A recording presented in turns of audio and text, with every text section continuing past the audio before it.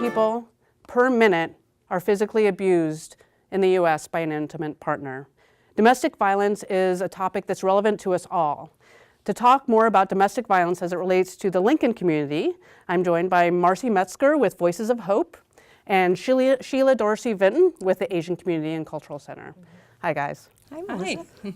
All right, let's start with you, Marcy. Let's talk about the community as it relates to domestic violence. What are the big issues or big topics that people really need to know when it comes to domestic violence? Well, first off, I think people need to know what happens in Lincoln, Nebraska daily. It happens to women, it happens to men, it happens in our community. It is the largest violent crime that's reported to the police of anything in Lincoln. And I just heard that from the chief of police recently.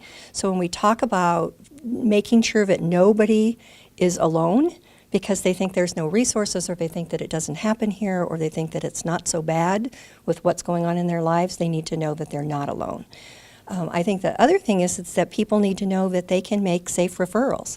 That's starting with believing the victim as being the expert of their own lives, so that when they're saying they're unsafe, that we take them seriously, because they are the ones who have experienced the tactics that abusers use to control them. So for us as community members, we need to know that it's happening here and that we can respond, both in terms of providing safety and support, but also referrals to places like Voices of Hope and the Asian Center and Friendship Home, the police department victims. So there's other places that people can go when they're experiencing this. So just to be clear on messages, if you're referring to domestic violence, right, how would you define domestic violence for our viewers? Well, intimate partner domestic violence for us would be a continuum of violence. So when you were quoting those first statistics, that was physical abuse. When we're talking about this in our community, though, we're talking about both physical abuse, economic abuse, psychological abuse, sexual abuse. All of those fall into what we're defining as domestic violence. We talk about the overall population, but are the immigrant and refugee populations, are they more vulnerable in these situations? Well, just to reiterate what Marcy has already said, domestic violence happens across all socioeconomic levels. It happens to people from all cultures. It is not an issue that is specific to refugees and immigrants. But yes, in fact, they are more vulnerable because there are some key factors that make them more vulnerable. So one of them might be that if they don't have documentation, intimate partner can use that against the person in coercing them to do things and have that fear over their head, and also just taking, even if they have documentation, taking their papers away. And in some cases, there are some cultures where and some people in specific cultures believe that it's a man's right to abuse a woman. And so those are some factors to deal with as well. I would echo that, because I think that anytime we have individuals more isolated and more able to be able to not access resources, we've got increased vulnerability. So that can be the Asian community. It can be those that are from all the partners that the Asian community responds to. Right. And we've had an ongoing project that really focuses on making sure that individuals who are isolated in their home because of language, transportation, fear that people will judge their culture, all of those things become great barriers for people coming forward to even finding out if there are resources. Somebody who's not documented, we would always serve. Somebody who is not documented also has ability to have access to the police department, access to self-petition for being able to get a protection order. All of those kinds of things they have regardless of what their documentation is. And even access to immigration services if a person has domestic violence in their family. So November 25th is the International Day for the Elimination of Violence Against Women. What can we tell our viewers? What can they do to make a difference to help sort of maybe listen, or whether they're experiencing violence? I guess maybe some of our viewers don't even know what they can do. Well, first off, I would say that broadening this beyond the domestic violence that we talked about earlier In Lincoln, we are seeing human trafficking of both international and local. We are seeing sexual assaults, and we see a number of sexual assaults that are men as well as women. We are seeing a number of things that tie into gang-facilitated violence, specifically targeted towards women.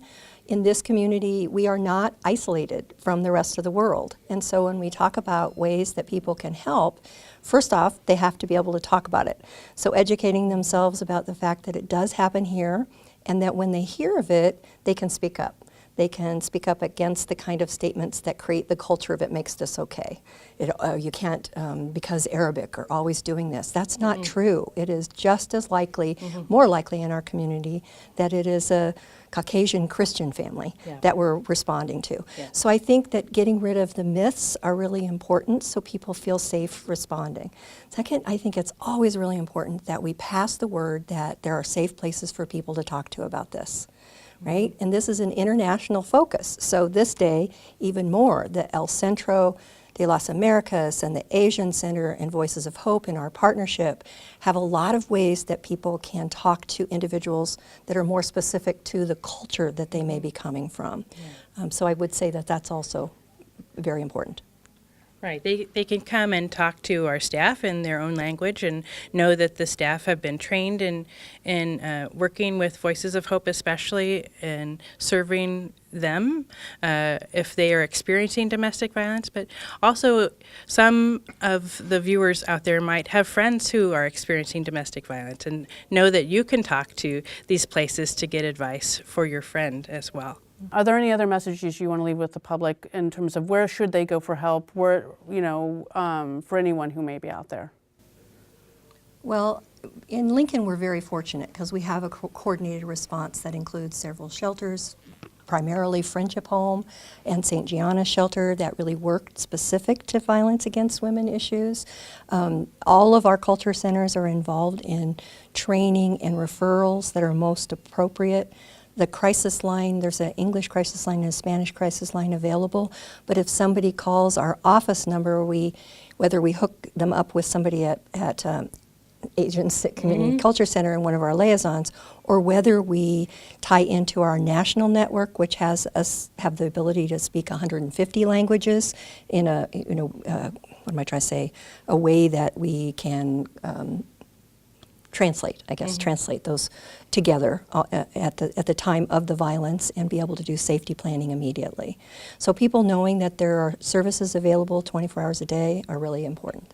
Well, I think a really important statistic that I just saw in the Lincoln Journal-Star is that 43 women and children are waiting every single day in Lincoln for shelter.